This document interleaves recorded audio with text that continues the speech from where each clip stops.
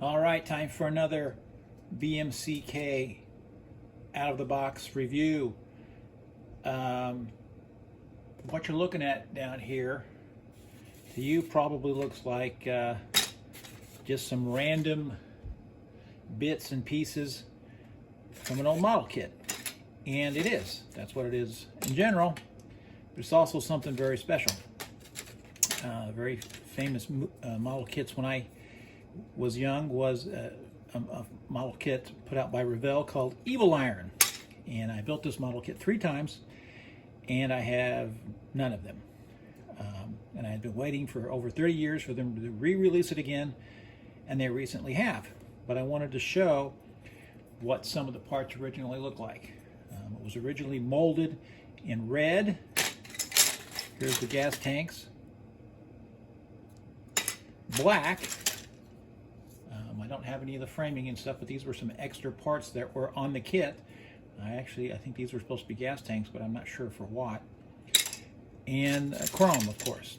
So and these are just some random parts that for some reason have been in a parts box I've kept since the 80s.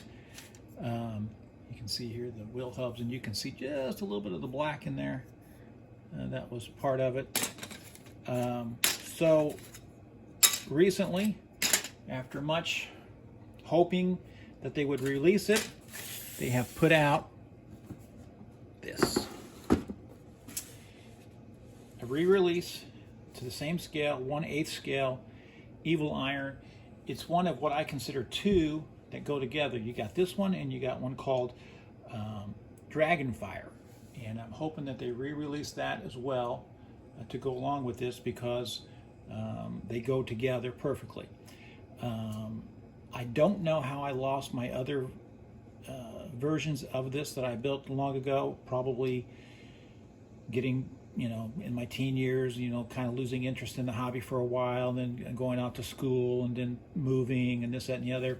But I know a lot of these pieces have ended up in some kits, some scratch builds over the years.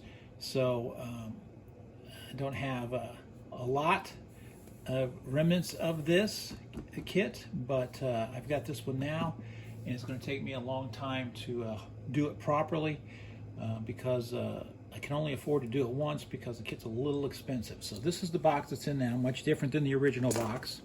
It's been released a couple of times over the years, but nothing since the 90s, since the early 90s. Here's some side view of what it's going to look like. I have kept for the last, in 2015, I bought some Testors model paint, and for some reason I still have it. It's this color, and I can't find this Testors color anywhere. Of course, like I've mentioned many times before, I don't live close to a hobby shop, so I'm at the mercy of a national kind of hobby chain place that has very little useful modeling supplies. So I have to get exactly the right stuff to make this work. So I'm going to open it up. I know this is molded in white because it says it right here. So I'm not going to get the black frame or the red seat area and gas tank like before, which is fine because I'm going to paint it anyways. So I'm happy to have this in any form. So I've looked on eBay for years and never found one I could afford. I would buy it built up if I could find one built up, but I just never could find one. So I really want to do a great job on this kit, so I have to really take my time. So let's take a look inside.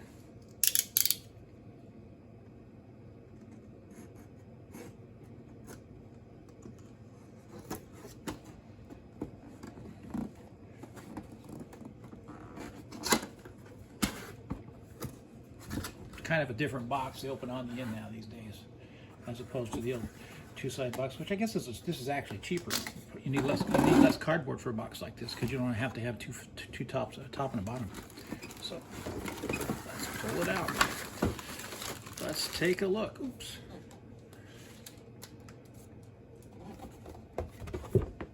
All right, let's see.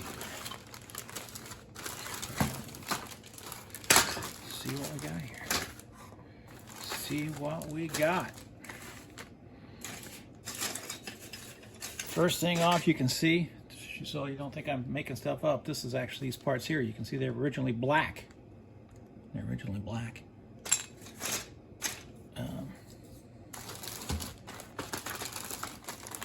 Here you go. Here's the gas tanks.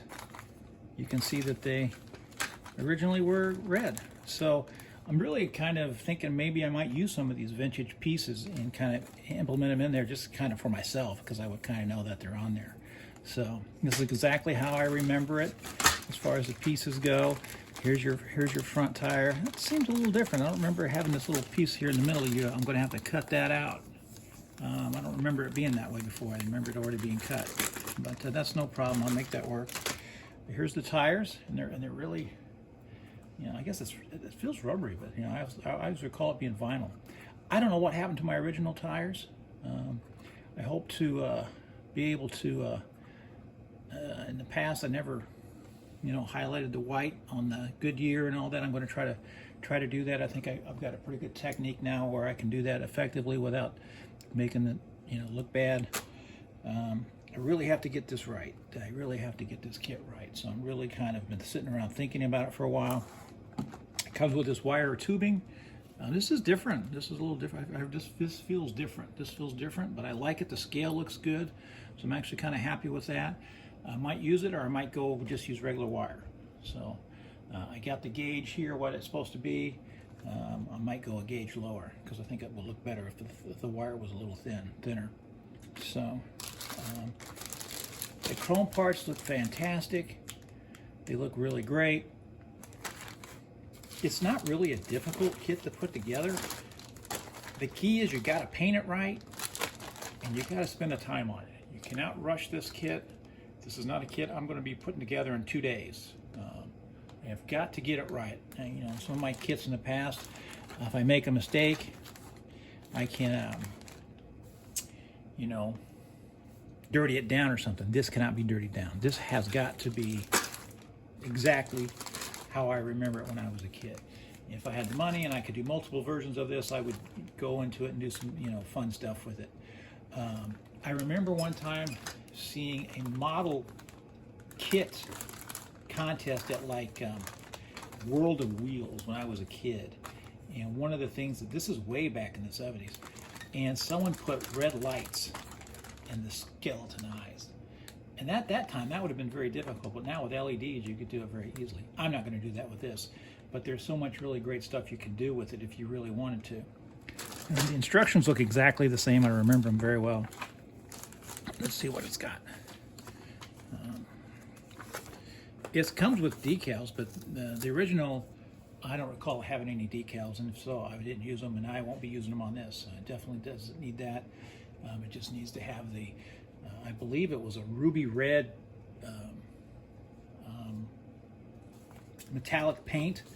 I hope the can I have is still good. It's from 2015. I do not know how long Chester's model paint stays good, but I've had cans for years and they've lasted. So let's see. Look at this. This is fantastic. I'm so excited to have this kit. I mean, I love model building, and I'm always excited to find a new kit. But this is one I've been hoping to get again for years and years and years, because I've always like, well, I could really do it right. Oh man, I remember this so well. I remember taking these. You stretch out the wiring on that, and then you cut it so you got everything to the right length.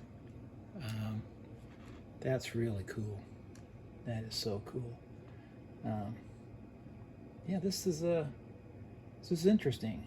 I am noticing though, this is a little different. Yeah, it's all there. It's gonna take some time. I'm gonna do it right. This is one that has to be done right. I love this scale. The 1/8 scale is, you know, fantastic, especially when I was a kid. To have a model kit that was that big was a big deal. So it's Evil Iron. It's a re-release by Revell. I would like to say thank you to Revell for finally putting this out, and I would be eternally grateful if you would also put out Dragonfire. If you would put out Dragonfire as well, I would just praise you all day long. I like Revell kits in general, so I have quite a few. They do some of the best stuff ever. think they're a German company, if I'm not mistaken. Not for sure. Don't quote me on that. But it's amazing, and I just look at the instructions are fantastic. There's just so much you can do. There's so much you can add and make it your own. I saw a guy online who this sword goes on the back here, and he took off the sword and he made Gene Simmons' axe base, battle axe base. And he put that on the back, and that looks really cool. I'm not going to do anything like that. I'm going to do this almost to spec. I'm not going to take any chances with this one. I do think that the Atlantis Knight model they got out now was 1/8 scale, and I was even trying to think of a way if I could put that Knight on the chopper itself, but too many modifications to that kit to make it work. But I think when I'm done, I'm going to stand this next to the Atlantis Knight, which is 1/8 scale, and they'll look really great next to each other, I think. So when I get this all done, I'll put those two things together, and you guys can tell me if it's any good or not. So anyways, this is Evil Iron. It's a magnificent kit. I can't wait to make this thing happen. I have to do it right, though. I just have got to do it right. So this is one that's going to take some time. Anything less than whatever I can make it perfect within my skill set. I mean, like I said, I don't paint. I'm not an airbrusher. I'm not a master model builder. You know, I'm sure some of the masters out there are probably going to change a lot of this stuff out. Instead of like using the plastic here, they would probably form their own exhaust pipes and stuff like that. I don't really have those kind of skills. But I'm going to do a great job on this, and I hope you guys enjoy my process on it. I hope to share it with you in the next couple weeks.